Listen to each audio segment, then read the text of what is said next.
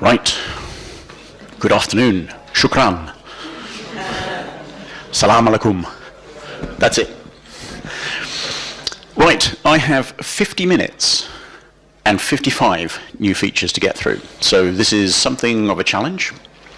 I will move at a reasonable pace, but hopefully still give you plenty of technical information on these new features in JDK 9. To start with, let's just talk a little bit about JDK 9. JDK 9 is now with us, finally, after a bit over 3 years of development since JDK 8. We finally have JDK 9. We finally have the Java Platform Module System, also known as Jigsaw. So modularity has finally made it into the JDK, which is something of an achievement, really, because it's been going on for quite a long time, sort of 8, nearly 9 years of development to get the project Jigsaw finally in there. Now, what I've done with this presentation is divide up the features into a number of areas. And what we'll do is we'll start with the major features that have been added to the platform. Obviously, I don't want to spend all my time talking about modularity. I could easily spend the entire 50 minutes just talking about the module system and how that affects applications, and I have other presentations that do just that. But it is worth mentioning a few things about modularity because it is the biggest feature that has been included in JDK 9. So if we look at some of the things that have changed in terms of how the Java platform looks now that we have modules. So the first thing is that we're used to rt.jar, this big jar file that contains all of the standard class libraries that we have to develop our applications. That has got bigger and bigger over time. Back in JDK 1.0, there were about 200 classes in rt.jar. In JDK 8, there are about 4,500. So this is good because it means we don't have to write our own list class, we don't have to write our own SQL connection class, all of those types of things. But it does make life difficult in terms of how you deploy the application with the platform. There's lots of stuff in there that you don't need for most applications, and it's just got very unwieldy. So this is why modularity was introduced. Now, rather than one big rt.jar file, we have 94 modules. Of those 94 modules, there are 36 which are covered by the Java SE specification. The rest are things relating to the JDK itself. There's some relating to Java FX, and there's even a few relating to Oracle, if you look at the Oracle JDK. The other big thing about modularity is that all of the internal APIs, most of the internal APIs, are now encapsulated. And this was one of the big things that they wanted to do with modularity, was to stop you from using things like sun, misc, unsafe. So quick show of hands, who has used sun, misc, unsafe? Okay, yes, the usual suspects, I see. Right, well, you shouldn't. And that... Okay. And so the idea is to make life easier for developers by encapsulating those things. Obviously, that has not worked out in terms of backwards compatibility, and to help with that, a number of command line options have been introduced to enable you to override the encapsulation. So there are two specifically. There's add exports, which will allow you to import some of the internal APIs, and there's also add opens, which will allow you to use reflection to access some of the internal APIs. Another feature is that the source code itself has now been modularized as well. By having modules in the platform, it obviously makes sense to modularize the source code, so the source code lines up with what is actually built in terms of the binary. One of the big things with Jigsaw and modularity is compatibility. So we need to be aware of the fact that even though you may not have used sun, misc, unsafe yourself and internal APIs, if you're using a framework, if you're using a library, there's a reasonable chance that you probably have indirectly used one of the internal APIs. There's lots of libraries, lots of frameworks that were using it. Now, they're gradually being ported to JDK 9, they're gradually eliminating the use of these things. But there are still situations where you'll run into this. And so what has had to be done is to ensure compatibility. Not only the idea of having these add opens, add exports, but there's also what was referred to as the big kill switch. I rather like that as a name for a flag on the command line. So you can turn on the big kill switch, which effectively turns off encapsulation completely, allows you to use the JDK in the way that you would have done in JDK 8. And the way that works is you now have this flag called illegal access, another great name for a flag, and it has 4 different parameters that you can specify with it. The default is permit, which will give you a warning every time, or the first time you use an internal API. So whether it's your code or library code, it will give you one warning the first time you use that API. Warn will give you a warning every time you use any internal APIs. Debug will give you a warning every time you use an internal API, and it will give you a stack trace as well, so that you can see how you got to the point where you used it. And then deny is where it turns off the ability to use the internal APIs, and at some point in the future, hasn't been made clear yet, that will become the default. So at the moment the default is permit. At some point in the future they will turn off the ability to use this, and it will become the default will be deny. Jlink is related to modularity and is, again, quite a big feature. It's quite a change in terms of what you can do with Java. What jlink does is allow you to build a runtime which is tailored specifically to your application. And by that, I mean it only includes the modules that you need for your application. What you do is you run jlink with some command line options that tell it where to find the modules that you need for your application, or where to find the JDK modules if you want a different place, what modules you want to put in there, and then it will create a directory structure which looks very much like the JDK. In fact, it's exactly like the JDK. You will have a bin directory that contains a Java executable. You will have a conf directory which contains the files that you might want to modify for the configuration of your JDK. It contains a jmods directory which has the modules that are required for your application in it, and there are other things like a lib directory and so on. But it only contains the application modules that you need. If, in this very simple example, we run the Java command in that directory structure and we say list modules, what we get is back java.base. We've only got one module in there. It's not going to do anything. Not a very exciting instance of jlink. If we take a slightly more complex example, we say, okay, let's take my application that I've written, which has a number of modules that it requires. What you're going to see is when we run list modules, we got java.base, because that has to be there. We've got java.logging, java.sql, java.xml, and then we've got 3 of my application modules, app, zoop, and zeta. So the other thing that you'll see here is that there's some numbers included. So at9, at 1.0. And you may be getting excited about the idea that there is versioning associated with modules. Do not get excited.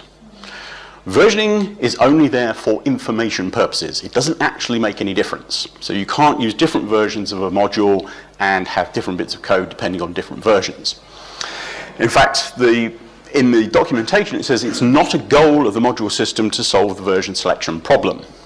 Now the other thing about jlink and the versions that you create from that is that they are still valid versions of Java. Even though they don't contain all of the APIs, so this is a big change in terms of the way that things work. Java's always had this write once, run anywhere idea. So it's relied on having the same set of libraries so that you can run any application code on the same platform. Jlink now allows you to remove certain modules. You don't have to have all of the modules that are specified in the Java SE specification. What you do have to do is you have to have java.base. You must have that in order for it to be a conformant implementation. The other thing is, if you include any other platform modules, all transient dependencies must be satisfied as well. And in the case of this example, because we're using java.sql, that has transient dependencies on logging and XML. So SQL depends on those 2 modules, so we must include those as well. And that generates what's called a closed implementation. Moving on from the idea of the platform module system, what other things do we have that are more significant in terms of changes? Well, we now have factory methods for collections. The idea here is that we obviously have collections base classes. We have list, we have set, and we have map, base interfaces, I should say. And if we want to create a simple, immutable instance of one of these collections, it actually involves quite a lot of code. And if we look at an example of that, if I want to create a set which contains 3 values, what I need to do is first I need to instantiate a set, so I'll create a hash set, and then I need to call add 3 times to add those 3 values. And then because I want it to be an immutable collection, so I can't change the values in it, I then have to reassign set using the collections.unmodifiable set utility method to change it into an unmodifiable set. So there's 5 lines of code to add 3 values, which is really a bit too much in terms of boilerplate code. What JDK 9 does is it adds a lot of new methods to these interfaces. Now, one of the things in JDK 8 was the ability to include static methods in an interface. That was a big change because it meant we now have behavior in an interface. So suddenly Java has multiple inheritance of behavior as well as multiple inheritance of types. But what it means is we can add static methods to an interface, and what they've done is add 12 new methods to each of these interfaces. There are methods that will allow you to create a collection which has 0 to 10 elements, so that's 11 different methods, explicit ones that have that number of parameters, and then there's one more, so if you want to go beyond 10, then you can use the idea of a varargs. So you can basically provide an array of arguments, and that will be used to populate the collection. The reason for having so many of these is to improve the performance, because when you use the varargs method, it's actually a lot more overhead in terms of the work. So by having all these overloaded methods, it's actually better from a performance perspective for small collections. So if we change that code now, it's a lot simpler. We just simply say set of type string is set.of, and then we pass in A, B, and C, and it's 1 line of code, and we get the same effect as we had in the 5 lines of code above. Streams were introduced in JDK 8, very popular, nice way of doing things, and there are few changes and additions in terms of JDK 9. So the first 2 of those are what are called drop while and take while. And these are very similar in terms of the way they work to the existing skip and limit methods. Skip and limit allow you to say, I want to skip a certain number of elements on the input stream before taking elements from the output stream, or I want to only take a certain number of elements from the input stream and then stop taking from the input stream. The way that you do that is by specifying a number. So you can say, I want to skip 3, or I want to limit it to 10. But you specify a number. What drop while and take while do is, rather than having an explicit number, you use a predicate. So you essentially say, this is the condition that I want to be satisfied. Whilst that condition is satisfied, you're either going to take elements from the stream or you're going to drop elements from that stream. So you can say, okay, take while the value is less than 5. So as long as the value is less than 5, you take elements from the input stream. As soon as you get to a value of 5 or greater, it will stop taking elements from the input stream. So that's quite a useful couple of methods that we have there. Iterate has been improved, so there's now a version of the iterate method which looks a lot like the traditional for loop. So it has 3 parameters. The first is an initial condition. The second is a predicate which says when the iteration will be terminated, and the third is a function which says what happened each time through the iteration. So like I say, it's like the for loop where we say for I equals 0, that's your initial condition, I less than 10, that's your predicate, I plus plus, that's your iteration function that you're going to do every time through. Files.lines has been modified. In the earlier version, we had a problem from a performance perspective, because if you wanted to use files.lines and process things in parallel, that was actually really inefficient. It actually gave you worse performance than using a sequential stream. Reason being was because the file was being read by a single thread, and so when you try to divide that up into multiple threads, it gets very confused, and, well, not confused, but it gets very hard in terms of dividing up the work. Now files.lines will actually map the file that you're trying to read into memory, and then it will divide that area of memory up into the number of regions that you have threads in your parallel system. That way, each of the threads that you're using in your parallel stream will be able to read independently from that memory area and have its own set of inputs. So it is actually much more efficient in terms of being able to do things in parallel. Optional has a couple of new things, one of which is that you could now create a stream from an optional. That stream will have 0 or 1 element in it, depending on whether there's a null reference or a valid reference to an object.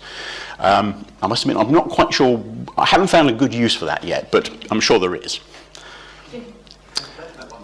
What's that? Oh, you can flat map on them. Oh, there you go. Excellent. I shall have to look at that. Right, multi-release jar files.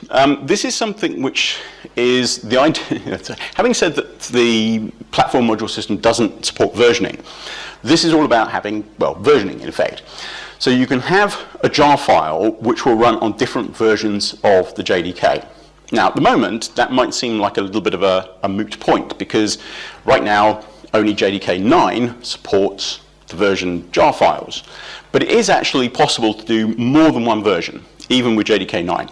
Because if you put a version of the files that you need for JDK 8 at the top level of your jar file directory structure, JDK 8 doesn't understand multi-release jar files, so it will just use whatever's at the top level. So it still works with JDK 8, there's no problem with that, and you can run your jar file with that. With JDK 9, you can then install a set of files which are relevant to JDK 9 in a subdirectory, in effect, in your jar file, and that way, when you run it on JDK 9, you will use the version of the files specific to JDK 9 rather than JDK 8. So it allows you to deploy applications so that you can deal with multiple versions of the JDK. Now that we're switching to a faster release cycle for JDK, it's going to be every 6 months, this is going to be something which may well become a lot more of a significant factor or a significant feature. Various things had to be changed to make this work. So there's class loader changes, jar file API, various things like that. REPL, the read, eval, print loop. Essentially, this is to allow you to do prototyping. If you've got a little bit of code where you're trying to figure out how does this particular thing work in terms of Java syntax, in terms of the libraries or whatever, rather than having to start up your IDE, create a new project, create a new file, put the code in there and actually then compile it and run it, it's sometimes easier to use a REPL, where you just start it up and then you can type in the little bit of code you need, evaluate what actually goes on, see what's happening, and then when you develop your code, you know exactly what's happening with that specific set of instructions. I must admit, when I first looked at this, I thought, no, I'm not going to use this, it's not going to be much help to me. But I've actually found it very useful. There's a number of situations where I have been trying to figure out what happens with a small piece of code.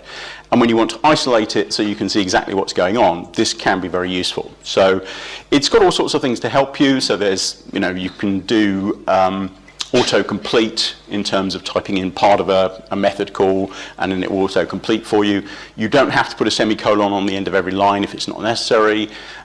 You can get to the online documentation through this as well. So there's a number of features that do make it more powerful than just a simple editor type of thing. But what happened there? PowerPoint has crashed. Well done. Thank you, Microsoft. Sorry, Brian.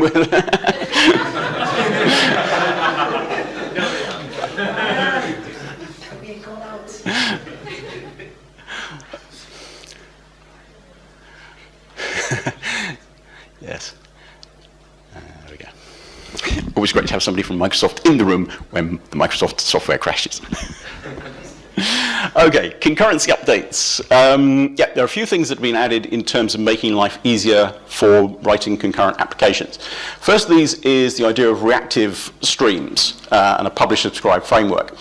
The idea here is, this has become very popular, the whole idea of asynchronous processing and not having to block as you're doing things and enabling threads to get more work out of them.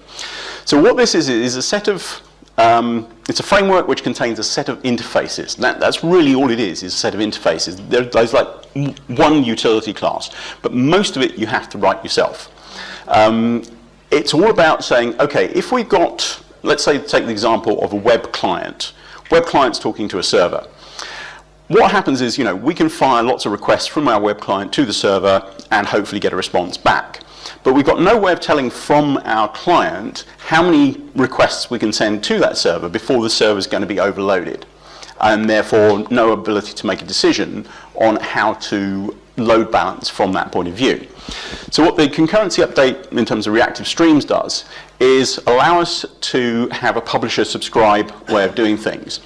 And the way that it works is that the client is actually the publisher. The client publishes requests to the server is therefore a subscriber, and it subscribes to a certain number of messages.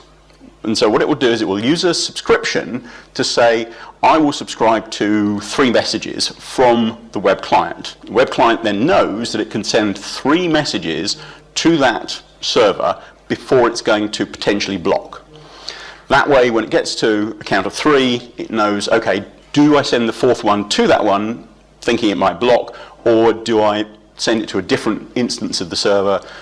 It's got a way of making a decision on that. Obviously, as the server handles the load and starts processing things, it can also reset the subscription and say, oh, okay, now I've processed a certain number of messages, so I'm now able to process more messages and I can subscribe to more from that web client. So that's the basic idea behind that. Like I say, it's a set of interfaces. You have to write a lot of the code yourself. There's also the idea of a processor, which is both a subscriber and a publisher, so you can chain these things together as well. Other concurrency updates, completable future. There's some additions to the completable future. Now, completable future was introduced in JDK 8. It builds on the idea of a future where you're not blocking, well, you're allowing a result to be returned from a separate thread. But in terms of the future, you can call the get method, but that will block if the result is not ready. With a completable future, essentially you're doing the same thing, but you're allowing a callback to be used so you don't block. So again, it's asynchronous.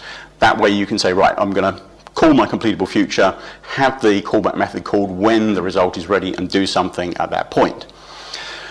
The support has been increased or improved in terms of JDK 9, so now there's better support for delays and timeouts. There's better support for subclassing, because this is often something that people want to do with completable future. And there are some new static utility methods. One is called minimal completion stage, one is called fail stage. Now, I'm going to read you the Java doc for minimal completion stage. There's a reason I'm going to do this.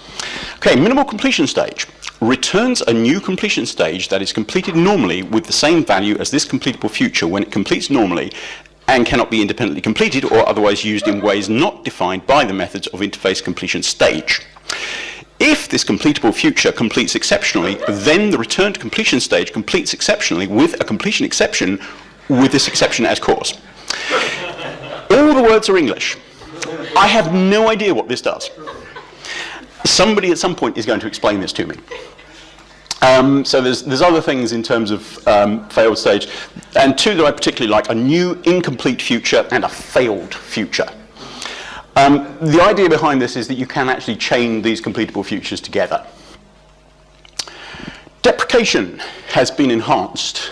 So back in JDK 1.1, we had the introduction of a deprecated Javadoc tag. And then in JDK 5, when we got annotations, we had the deprecated annotation.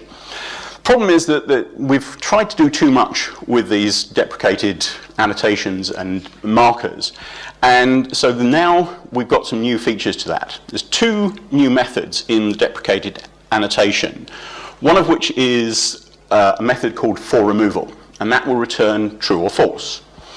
What that tells you is whether that particular element, because it could be a method, it could be a class, it could be an enumeration or whatever, whether that particular element is going to be removed in the next release of the JDK. So if it's true, there's a very good chance, it may not happen, but there's a very good chance that it will be removed in the next release of the JDK. If it's false, then it won't be removed in the next release of the JDK. but it may still be at some point in the future. Because there are often situations where, when things are deprecated, it's not because they really need to be removed, it's just that there are better alternatives, but they want to leave it there and tell people that they should try and find what the better alternative is. There's also a string that you can get from since, which will tell you when that particular element was deprecated. They haven't gone back and retrofitted this into all the things that have already been deprecated, but anything from JDK 9 onwards will have that value, so it can tell you when it was actually deprecated. There are a few new things that have deprecated tag added to them, and there's even, strangely, 2 which have had the deprecated tag removed. So if you look at java.awt.component.show and hide, they used to be deprecated, now they're not. Which is kind of interesting because this got a discussion going about what's the opposite of deprecation. Is it de-deprecation or is it precation? So I leave it to you to figure that one out. There's also a thing called jdeprescan, which is a new command in the JDK, which will allow you to find out what things you've got that are deprecated in your code. So you can run it on a jar file, you can run it on a class file, and it'll tell you what it is. Project Coin, or milling Project Coin. In JDK 7, we had Project Coin, which was a small set of changes to the Java language itself, so the syntax of the language. And there are a few things that have been changed in terms of JDK 9. First of those is that a single underscore is no longer valid as an identifier. This is now a reserved word. So hands up anybody who's used a single underscore as a variable name. Oh, okay, a few people. Well, sadly that's not going to work anymore.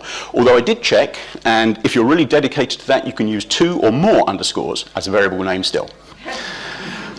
The reason for this is that in JDK 10, and it's confirmed now, JDK 10 is going to include some changes for lambda expressions, so that if you have a parameter in your lambda expression which is not used in the body of the lambda expression, you can use a single underscore to effectively hide that variable, so it makes it clearer what's actually going on. Private methods in interfaces. I already said that we had the idea of static methods in interfaces in JDK 8. We also have the introduction of default methods in interfaces. So behavior in interfaces. It obviously makes sense to now include the ability to have private methods so that you can take common code from a number of default methods or a number of static methods and put it into a single private method in that interface and have it shared between the different methods. Effectively final variables in try with resources. In the past, if you had a resource already and you wanted to use it in a try with resources block, you couldn't just use that variable. You had to reassign that variable to another variable because you couldn't use the one from the surrounding scope. Now, in JDK 9, you can. So you don't have to reassign a variable to another variable even though you've already got a variable. So that will work. Safe vargs on private instance methods. This is where you have situations where you're using variable argument lists and generic types, and sometimes there's a situation where the compiler can issue you with a warning even though the code that you've written is actually correct. So it's situations where the compiler in effect gets a little bit confused. In the past, we've been able to use the safe vargs annotation which eliminates those warnings on constructors, final methods and static methods. Because none of those can be overridden, it also makes sense to include that on private methods because those can't be overridden either. And then the last one is diamond operator with anonymous classes. Again, there's these sort of edge cases where you haven't been able to use a generic type with an anonymous class because there were certain situations where the compiler would generate what's called a non-denotable type based on the type inference of your anonymous inner class. Non-denotable type is one that the compiler understands, but the JVM and the class file format doesn't understand. And so it can't be represented in terms of the class file. So they basically said, the developers said, okay, we won't use the diamond operator on anonymous inner classes. Now in JDK 9 you can, because, well, as long as you're in a situation where it is a denotable type. If it's a non-denotable type, you'll get an error, but in most cases you'll be all right and you'll be able to use it. Standards, the next section. So there are lots of standards that are used in Java, and obviously these need to be updated. So things that got updated. There were 2 releases of Unicode between JDK 8 and JDK 9. Unicode 7 introduced 2,834 new characters, and Unicode 8 introduced 7,716 new characters. And I looked at it and I thought, how did they find 10,000 new characters? Anybody want to guess? Emojis, yes indeed, emojis. Lots of new characters in emojis. But also, interestingly, in JDK 8, they introduced lowercase Cherokee, so the Native American language. So now you don't need to shout in Cherokee, which is good. Various other things that have been improved in terms of standards. So the public key cryptography standard 12 key stores is now used by default rather than the Java key store. HTML5 for Java docs, so we've got nicer looking documentation, and the algorithms used by SHA-3 have been upgraded to keep us ahead of the hackers. A few smaller features. Property files now support UTF-8. So this is an interesting one because property files now support UTF-8. UTF-8 uses Unicode. That means we can put emojis in our property files, or we can put lowercase Cherokee in our property files.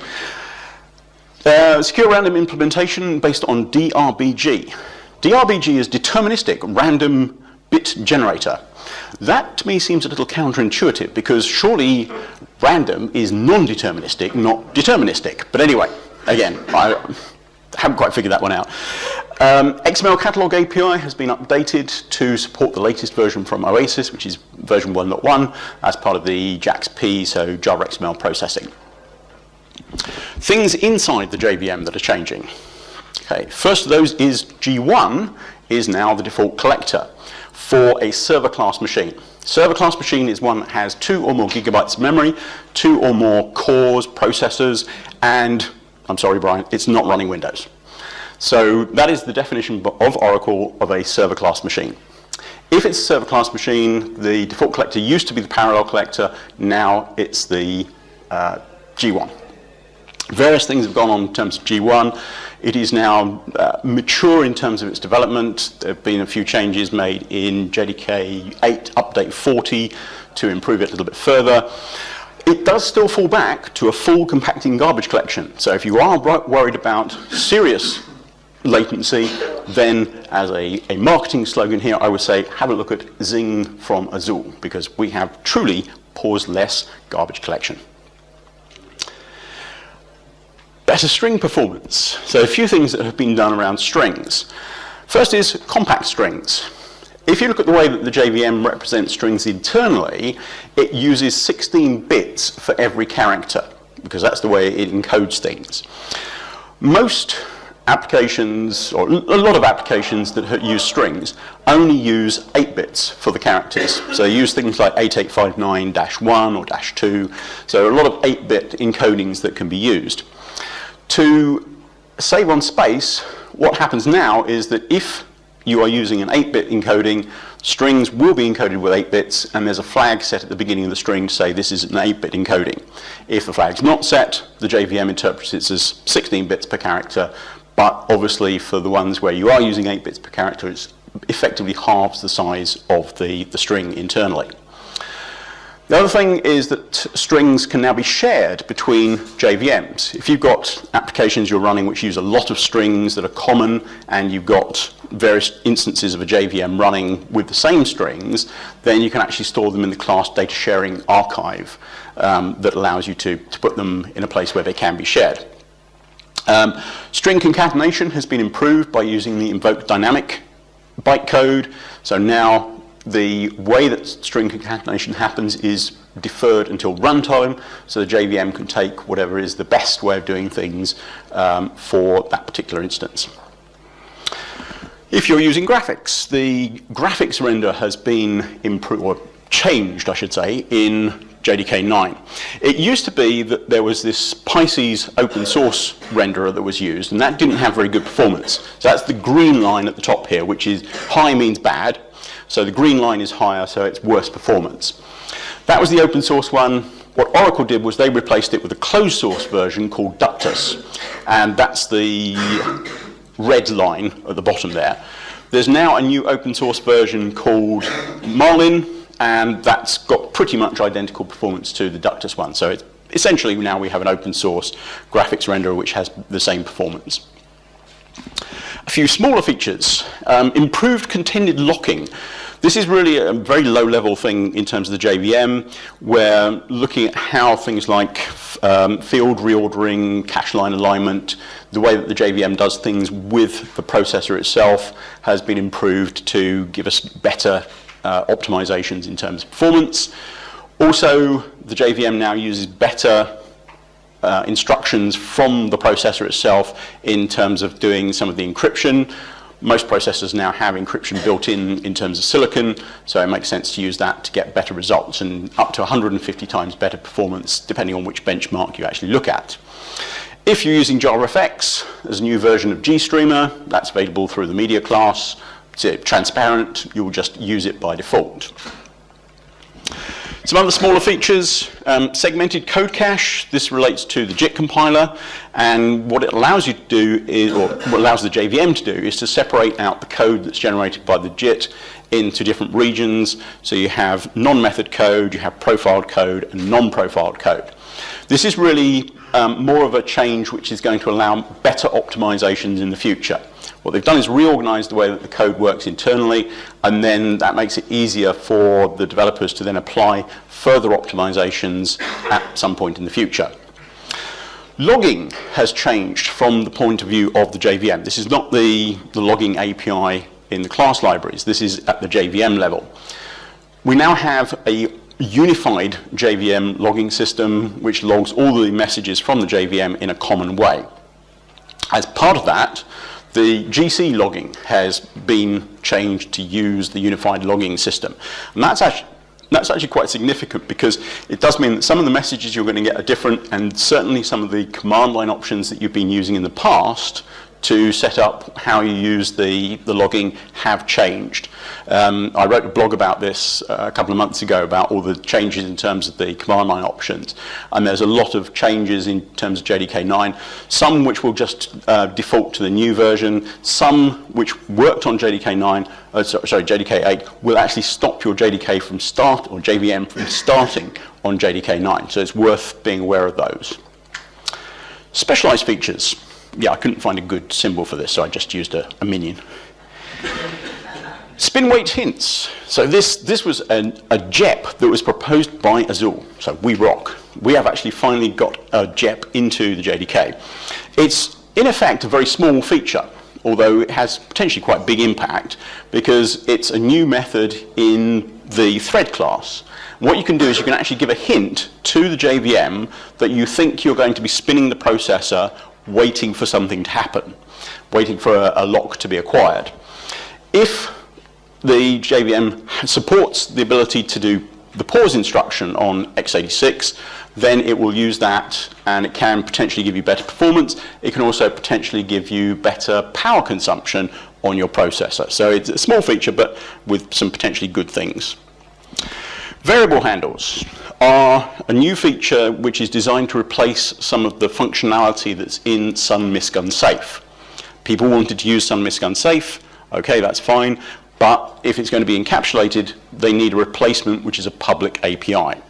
Variable handles are part of that, so what it does is it allows you to have things like a fence operation.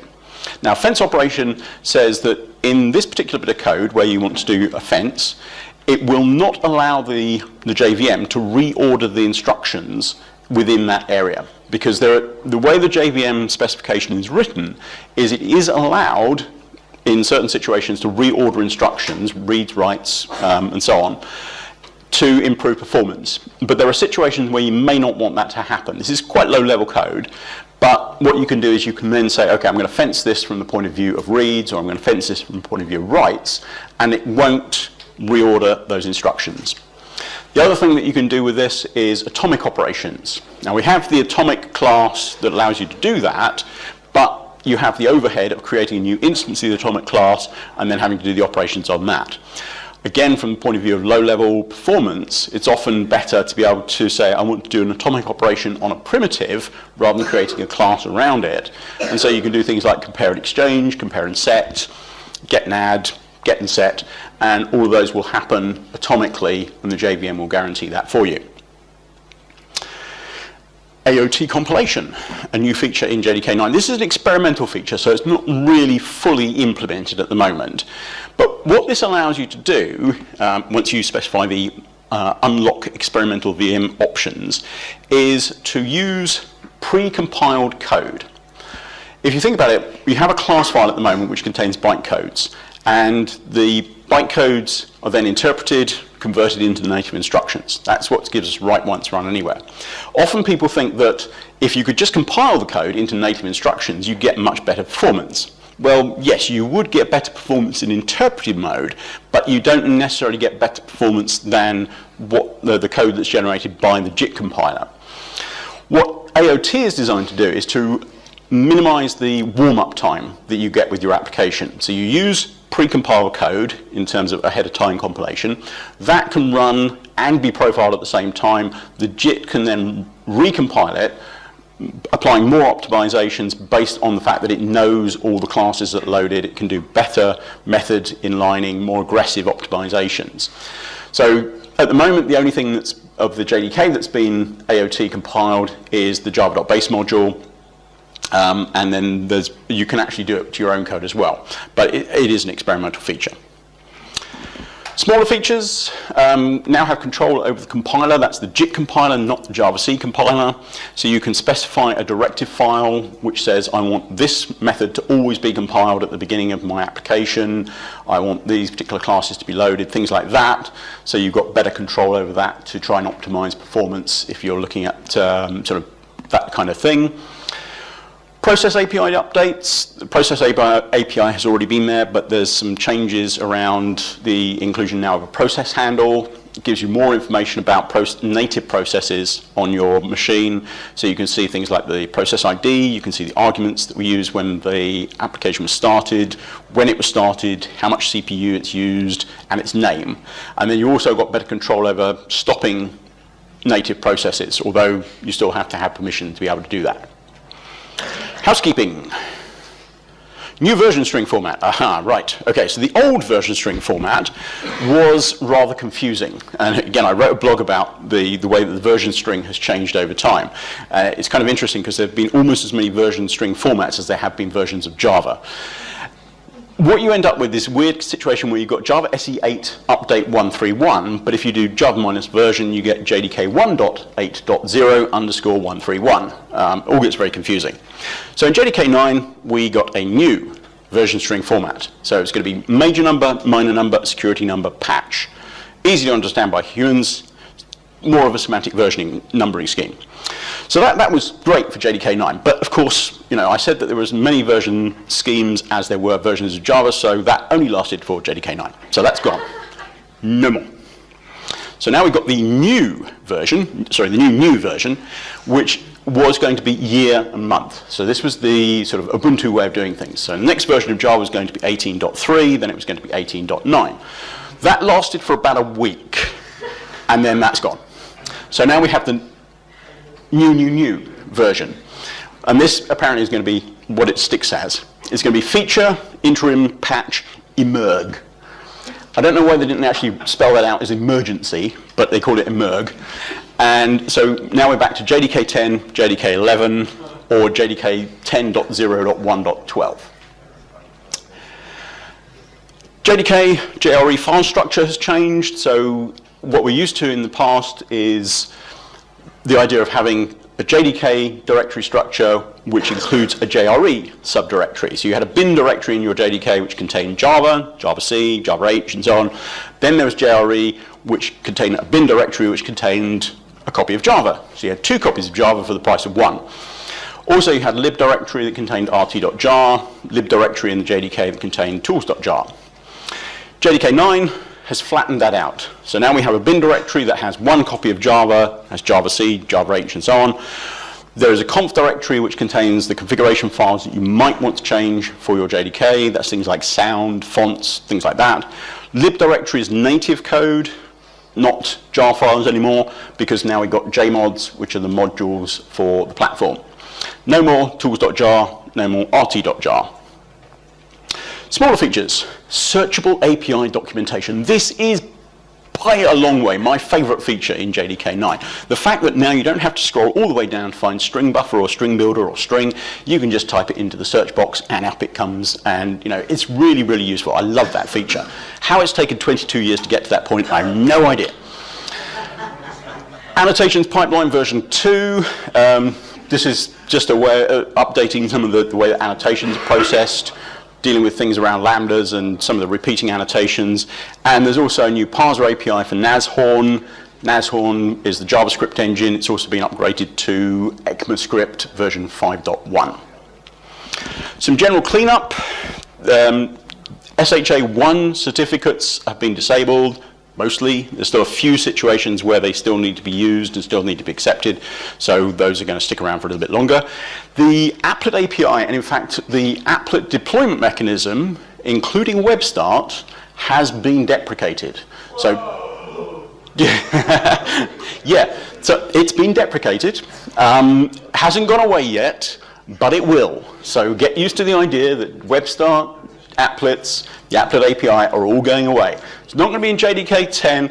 I'm actually on the Java SE expert group for JDK 10 and JDK 11, funnily enough, and it's not going to be removed in JDK 10. It might be JDK 11. We'll have to wait and see. But yes, so Tumbling Duke will be going away soon. Other things removed from JDK 9. There's quite a lot of things that were removed in JDK 9, and this is a big change in terms of Java. Previously, we just added things. Now we're actually removing things as well. 6 APIs that were deprecated previously have been removed. So add and remove action listener in the pack 200, unpack 200, and log manager. Finally gone. And so you think, what did those 6 APIs do that were so bad? That those were the 6 that were chosen to be removed.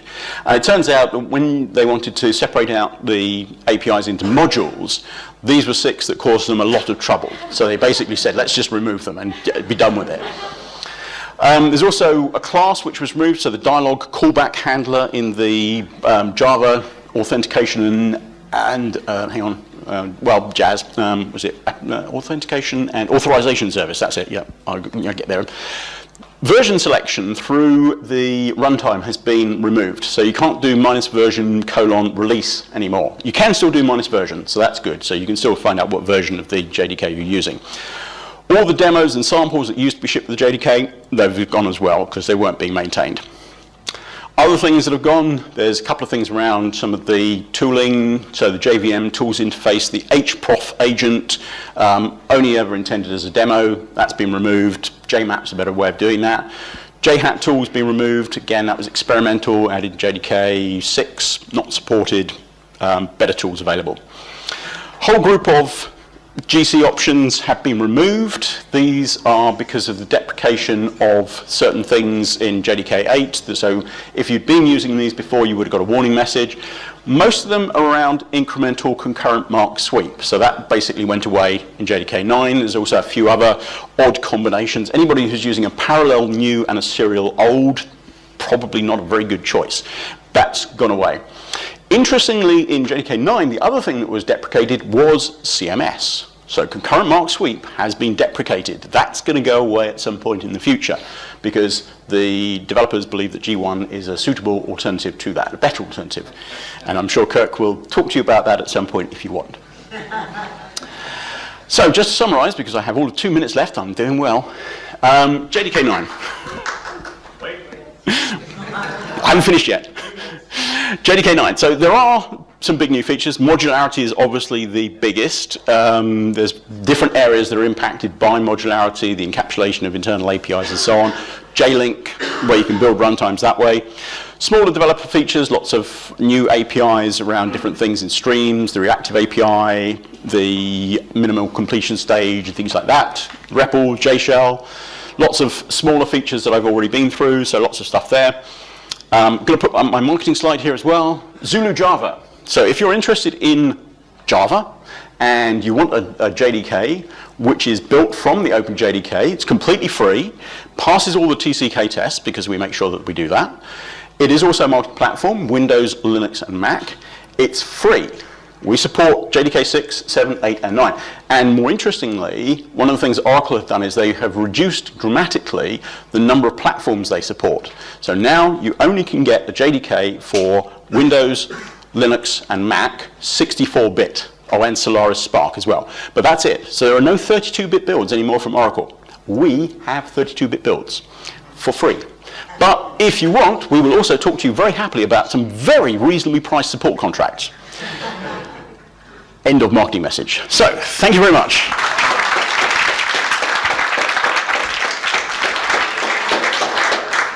Look at that, 55 features in exactly 50 minutes, even with a crash.